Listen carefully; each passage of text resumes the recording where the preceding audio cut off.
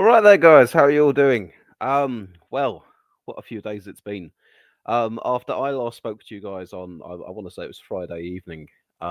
Just having reacted to the exchange. We'll say, if we want to put it really diplomatically, the heated exchange between Trump and Zelensky uh, in the White House. Or the 2-on-1 bullying for mass media and the world to see, whatever you like. But anyway, after that, I've spent the weekend just sort of sitting back and watching and seeing what's been happening. Because there's an awful lot that's been going on.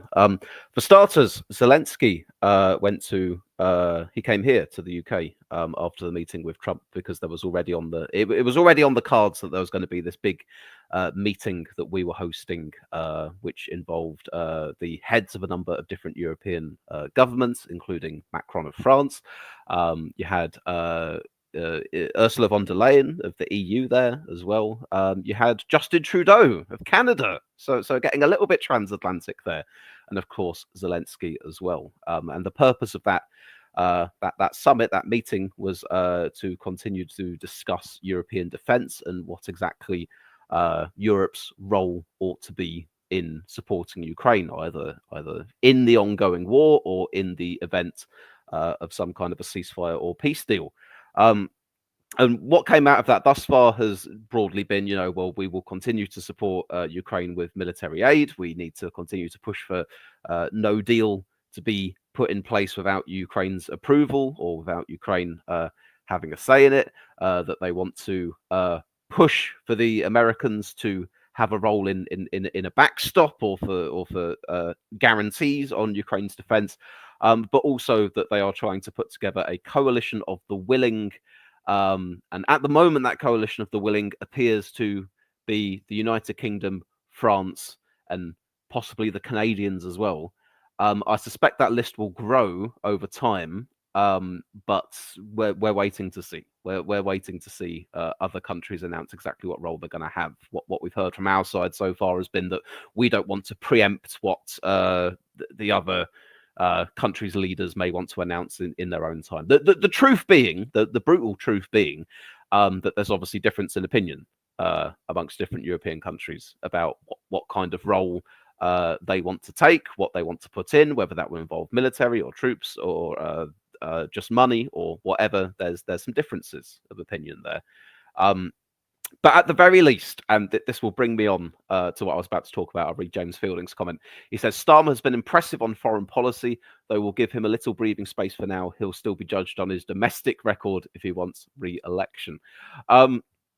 Yes, on foreign policy, on the events of the past week, whether it was the announcement for increase in defence spending, whether it was, by all accounts, what was a pretty good meeting with Donald Trump, albeit being overshadowed with the one with Zelensky the day after, whether it's hosting this summit of leaders and all the rest of it. I struggle to think how I could have asked for better, to be honest with you. I mean, maybe I would have gone, oh, come on, Starmer, give us 3% defense spending now. But by and large, if there is a vacuum that has now opened up by the United States vacating the field, are they an unreliable ally? Are they an adversary? Depends which side of the bed Donald Trump wakes up on. But there is a vacuum there, and people need to step in to fill it. And so far, it seems by and large, you've had the United Kingdom and France seemingly being the two that have done that to the greatest degree. Obviously, no coincidence as well. UK and France, Europe's two nuclear powers, obviously have been mainstay big players on this continent for centuries, really.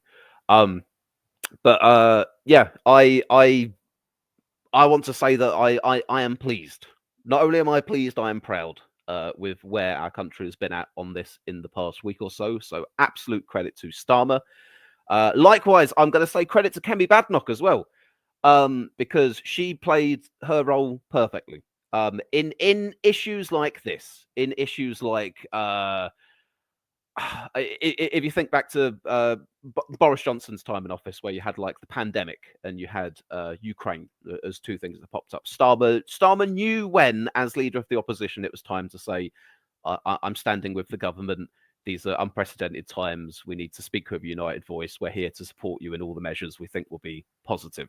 And that's exactly what Kemi Badnoch has been saying with her statements in the past few days or so as well. So that is absolutely welcome. That's what she ought to be doing. It's nice to see. The only one really, of course, is Nigel Farage. Now, if I'd done this stream and chatted to you guys a couple of days ago, I would have a slightly different line on this right now. If it was a couple of days ago, I'd be saying to you guys, how nice is it to see this support across the political spectrum in the UK? Even Nigel Farage has managed to make a statement on it without talking out both sides of his mouth. Because I think on the actual Friday, Farage put a tweet up that said something along the lines of, this spat in the White House will only benefit Vladimir Putin. There needs to be a lasting peace in Ukraine with the right security guarantees in place to make it happen. And that was it. There was no, there was no favorable things about Trump.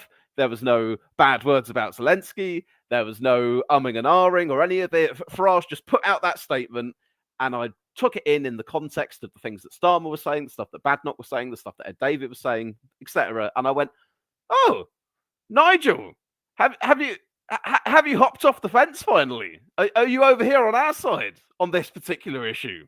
How nice to see."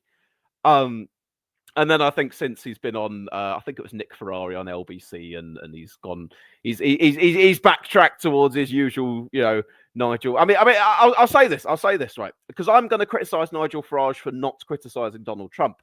It is worth pointing out, obviously, Keir Starmer does not criticize Donald Trump. Kemi Badnoch, by and large, does not criticize Donald Trump. But the difference being that is our prime minister and leader of the opposition there, especially in the case of the prime minister, for the purpose of diplomacy. He just simply can't do it. As much as there are certain obvious truths staring us all in the face right now. In Starmer's situation, he cannot directly criticize Donald Trump. So you might go, oh, well, if none of the rest of them are criticizing Donald Trump, then why is it fair for you to say that Nigel Farage ought to be doing it? Well, Ed Davies got no bones about doing it. But then you might go, but Nigel Farage is much more close to Donald Trump anyway. He's friends with Donald Trump.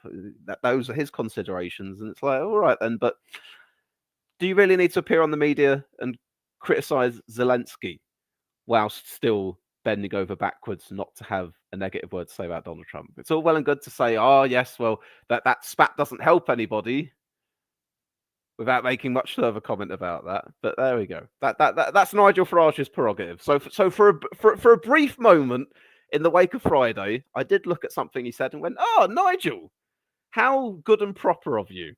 And he's reverted back to form quick enough anyway. Let's take a few of your comments. Joey says, "Hey, Swiss, worrying times indeed." Bubblevis says, if a UK peacekeeping force gets attacked, will this then oblige NATO to step in? I'd hope any peacekeeping force would be non-NATO. I suppose the best I can say, Bubblevis, is kind of like this is the $1 million question at the moment, especially that when we're talking about NATO, in a sense, really what we're talking about is the United States. The real question is what role are the United States going to play in relation to Ukraine and in the wider context NATO as well, going forwards, and that stuff is all very much up in the air at the moment, really. So it's hard for me to answer that one.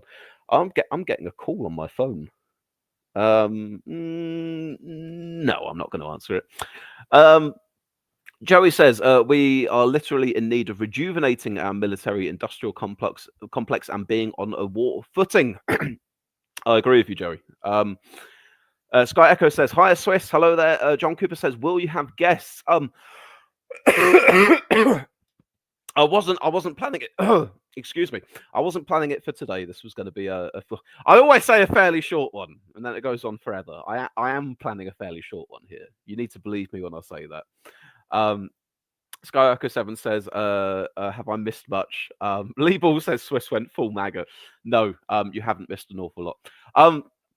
Now, the thing is, so getting on to what we're talking about here, I'm absolutely chuffed to see the United Kingdom stepping up in the way that it has, and the fact that we are playing our part in trying to rally Europe to both support our own defence and to defend Ukraine as well. Unfortunately, the realistic fact of the matter is that where we currently are in terms of the size of our army, in terms of our own military capabilities, and in terms of looking at even the combined efforts of a number of other European countries for that matter as well, we will struggle to do what we need to do without the support of the United States at the moment. Which is incredibly problematic, as you can tell, because an awful lot of the problems we are currently experiencing are born out of the United States at the moment. But that's why, at the moment, at least, when you keep hearing Keir Starmer going on about the need for a US backstop and the United States to be involved in security guarantees, I can't really say how likely it is that things will end up that way. I don't know. I really don't know. I've had to take a few steps back the last few days and just watch, and try and take things in. So I don't know ultimately how likely it is that the US would get involved on side. Potentially, if they did, I imagine it would also run in tandem with Zelensky ultimately signing that minerals deal.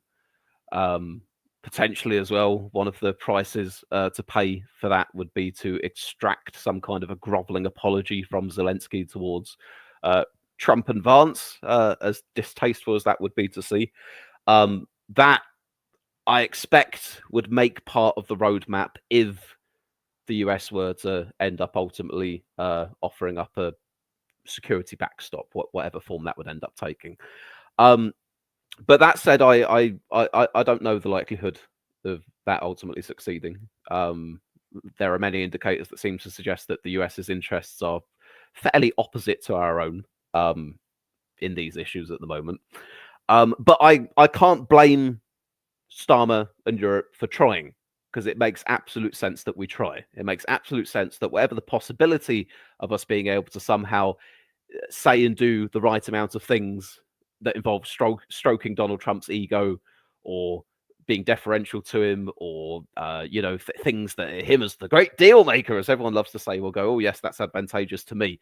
It makes absolute sense that until it becomes entirely evident that there's nothing to be gained from it, it's worth continuing to pursue that, because we will have a much easier time guaranteeing peace in Ukraine if the Americans came on side than if they didn't. However, I think we should be under no illusions that the safest thing for us and for Europe going forwards really is that we need to be in a position to defend ourselves.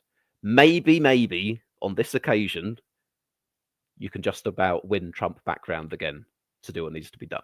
And I'm not saying I believe that's the case. I'm saying that that's what they're attempting to do at the moment. But it makes absolute sense from even just a purely pragmatic perspective that whether or not you think that the United States can be won over on this, you act and prepare as if they will not. As much as we would very much still like to live in the world where the United States are an unreliable ally, we also need to prepare and guard ourselves against the possibility that they are indeed now an adversary.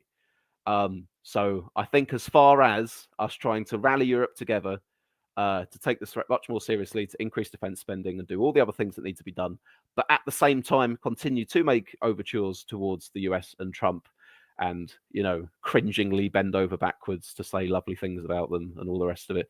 Unfortunately, that needs to be done for the time being, because that is the reality of the world and the situation that we live in.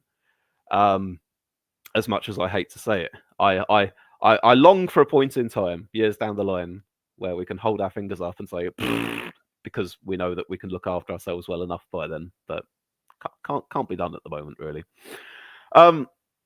Let me take a few comments from. So, by the way, as far as this coalition of the willing goes, so Britain, France, I think Canada has indicated that they've got quite a bit to offer for this as well. I haven't heard any other named countries in this yet. So Britain, France, Canada, I'd say are pretty certain to be stepping up for whatever this involves. I don't know about the others yet, but we'll see. John Cooper says, well, I was just typing in the comments yesterday when canvassing, some people were talking about how impressed they were how Starmer handled Trump. Yeah, that's that seems to be a near universal opinion on this. I don't want to say everyone thinks it because you never get everyone thinking anything. But by and large, both from people who I kind of share a similar politics with and people who I'm quite different on, most people have had a similar thing to say about this, that I think, yes, Starmer's done good this week. Which is nice to see. It's nice for once to be able to go, oh yeah, the leader of our country has represented our country well. What a novelty, you know. John Cooper says, even a woman whose husband votes Conservative was impressed by Starmer. Whoa, well then. Sam says, peacekeepers, you know that means a stationed army almost goading Russia to attack them. Is that what we're almost goading Russia to attack them? Sam with the blank profile picture that I'm not sure that I recognize from any previous chats. Could you be another iteration of my banned Russian friends? You never know. Lee Hallam says, I think there is a division in the US government. Rubio sounds very different to Trump and particularly Vance. They are looking to ally with Putin. I'd seen a because I've heard this of Rubio, that he is not really of the same view as Trump and Vance on this, but obviously Trump overrides Rubio, and Rubio either largely has to go along with where Trump is, or he has to resign. Has to be one of them. But I saw I think it was a Saturday Night Live sketch, a clip from that this morning, which Saturday Night Live is hit and miss. It's hit and miss, especially when it comes to Trump. They got Mike Myers on to be Elon Musk, and I don't think Mike Myers did a very good Elon, to be honest with you. But they had Rubio on the sofa, and at one point they had Rubio just talking to himself, saying, just try and sink into the back of the sofa so no one notices you, like Homer Simpson disappearing into the hedge in that meme. And I thought, yeah, that's probably how he feels at the moment with all of this.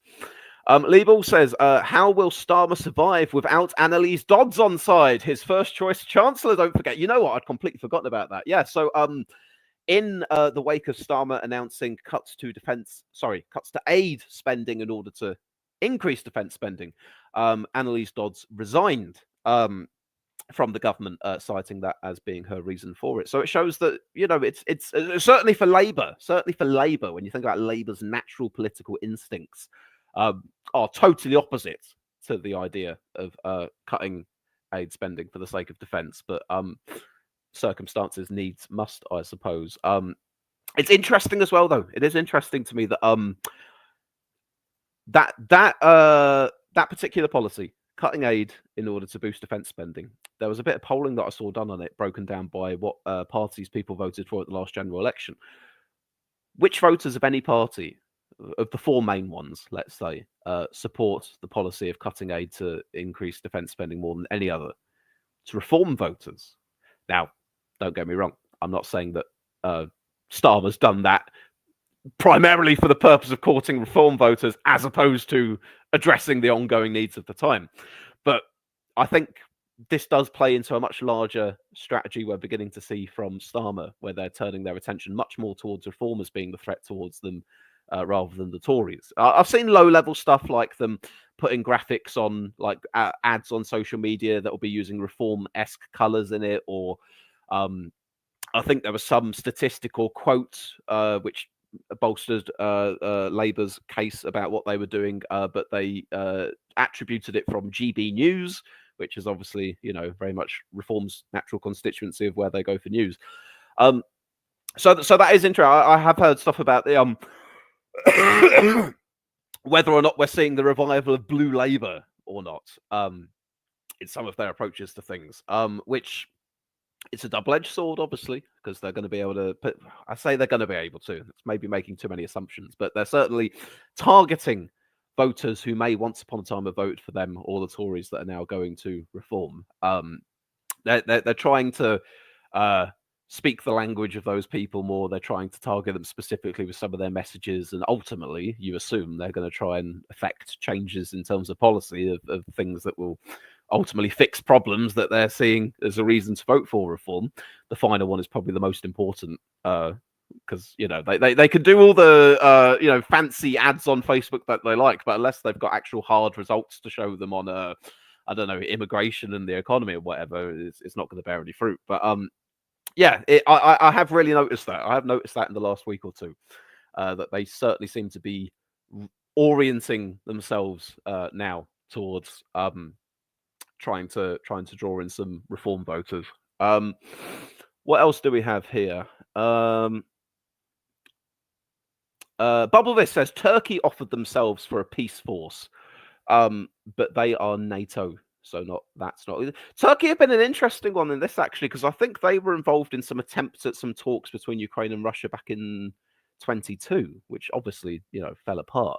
But I think recently they've swung harder behind Ukraine than they had been previously. So that's noteworthy, at the very least. John Cooper says, I'm just surprised that even the Daily Mail turned on Trump. Yeah, you had the Daily Mail doing a front page saying it's time to revoke the offer of a state visit for Trump, which would have been very hard to believe just a little while ago. Jack H says, I don't think there's the public support for Ukraine here in the US. It's more bipartisan amongst the electorate than I thought. From my observations, obviously being outside of the US, that is what I see as well. I'd say that probably the UK is actually one of the most unified countries on the issue of Ukraine. There is more variation amongst some other European countries, but by and large, most European countries at least have a majority of the same view on that. But it does appear to me that it runs more along partisan lines in the United States than it does here. That you probably have a lot more support for it amongst the Democrats than the Republicans, and obviously that you could arguably say is borne out by the difference in policy from Joe Biden's presidency to where we are now with Donald Trump's presidency. Lee Hallam says, did you hear that the US have decided to stop looking at Russian cyber attacks? Yes, I had heard that there was some kind of I mean, I've not really heard of it any more in depth than what you've basically just said there. But yeah, that there was an instruction given that of these various state actors to be watching out for, or to, whatever's supposed to be done in terms of defending against them. They've said, nah, you don't need to worry about the Russians there. Liebel says, sounds like Trump wants US business interests active in Ukraine as a deterrent. Yeah, that's the pitch. But obviously that's not, does that really have any teeth to it? Because our businesses are operating in that country, that serves the same kind of deterrent purpose as if we had troops in that country. Should we just do away with NATO altogether because McDonald's is pretty much worldwide at this point? Slight exaggeration, but you get what I'm driving at. John says, I saw that Dan in Bullet posted that Trump was actually in the middle when it came to Ukraine, but is being influenced by Musk and Vance, though you should probably double check with him. I'd seen something to that effect, but yeah, I'm not making any firm declarations on that as far as where Trump stands on these things. But I've got no doubt what the people around him think.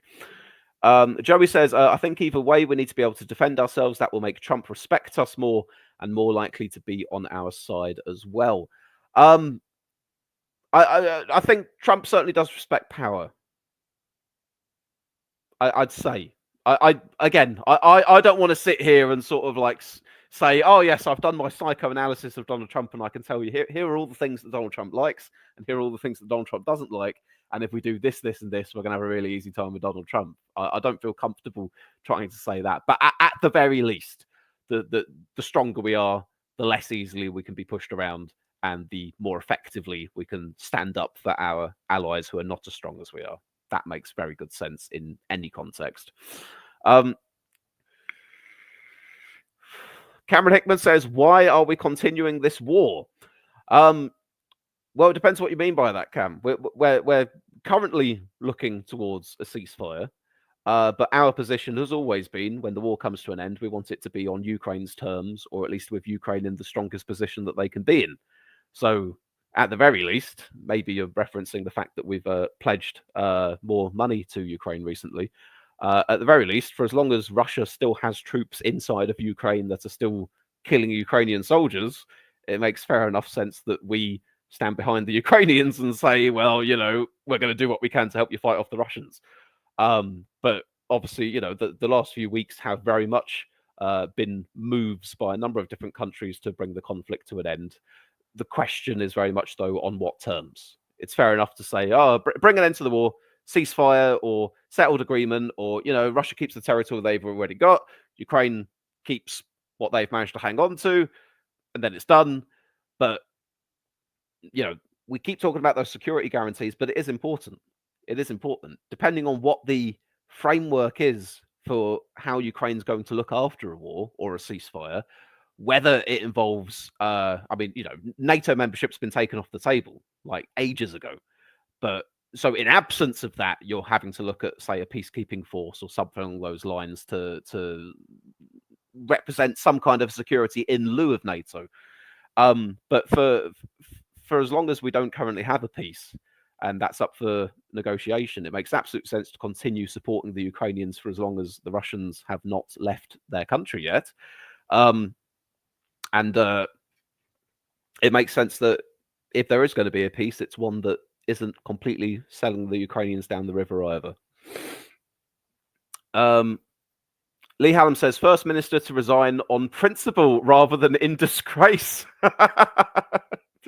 Lee Ball says, this Parliament, that is, and Lee says, yes, I meant this government. Yeah, that's right. I think you're right. I think it is the first person to resign rather than anything else.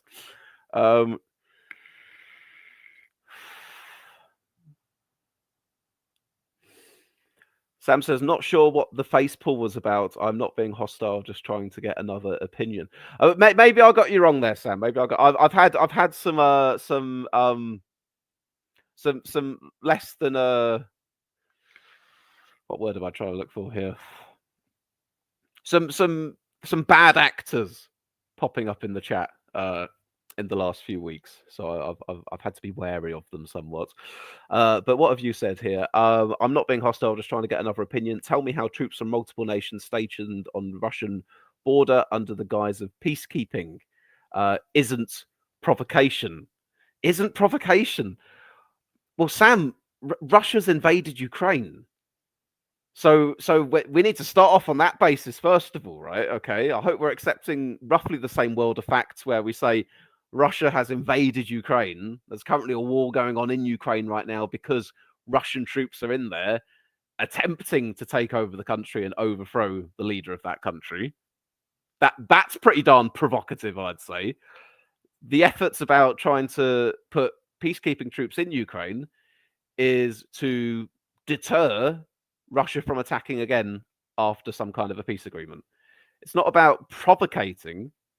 I mean, if anything, there's an awful lot of steps we've taken to attempt not to provocate the Russians since the war started, such as having limits on the ways in which Ukraine is allowed to use weapons that we give them, or the fact that we have not joined the war officially on side with Ukraine against Russia, because then you would have, two different sets of nuclear powers directly going head to head. So there've been an awful lot of steps taken on our part to try and avoid provocation in all of this.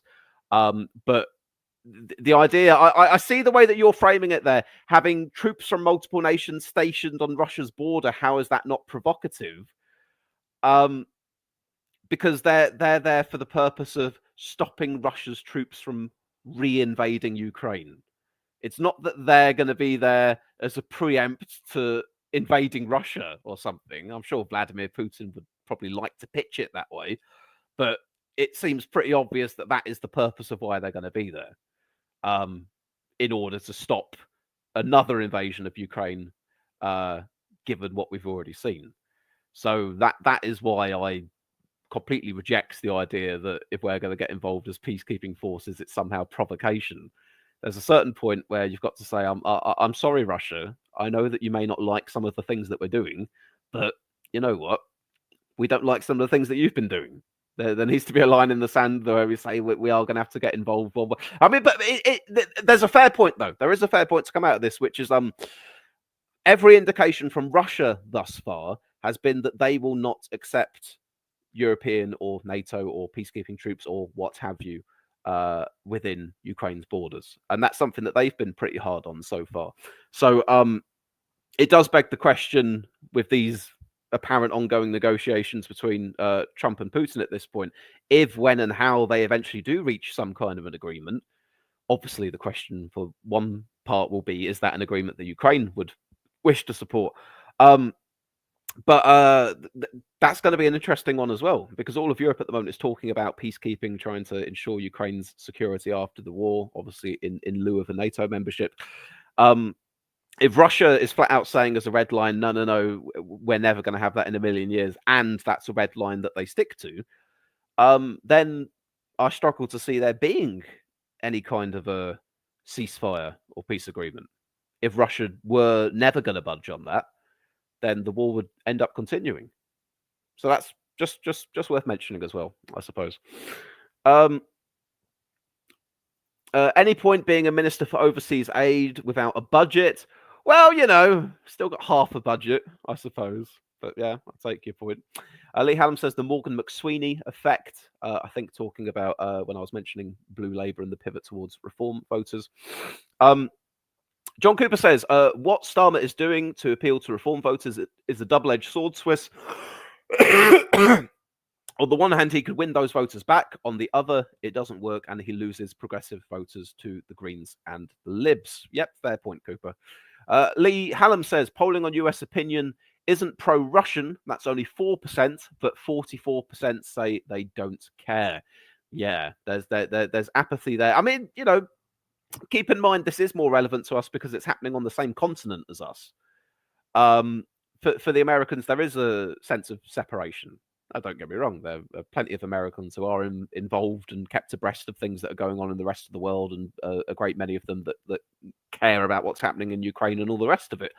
But yeah, the nature of the United States sitting halfway across the world means that they don't pay as much attention, or at least they don't feel that they want to keep being involved in it. If you're an average person in the United States, you maybe look at America as the role of world policeman and all the wars in the Middle East and God knows wherever else, and they've had public opinion quite strongly swing away from them getting involved in all these different matters abroad. In that sense, perhaps returning to a more isolationist perspective.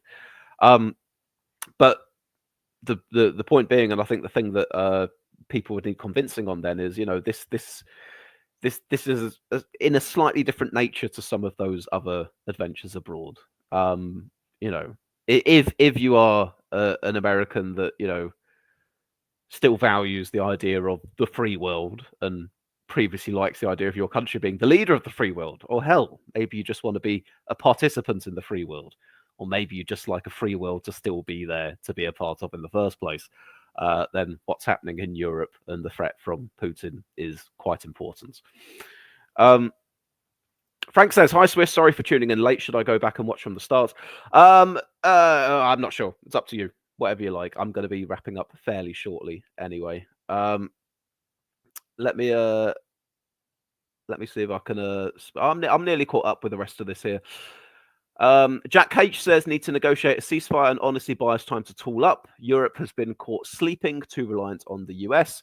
I'm of the belief that any ceasefire will be temporary and the chance of full-blown Euro war is on the cards. I mean, certainly when you say about Europe's been caught sleeping and has to tool up and we've been too reliant on the US, I wholeheartedly agree with you there. I as far as what a ceasefire will lead to, how successful a ceasefire or peace deal would be, I don't know at the moment.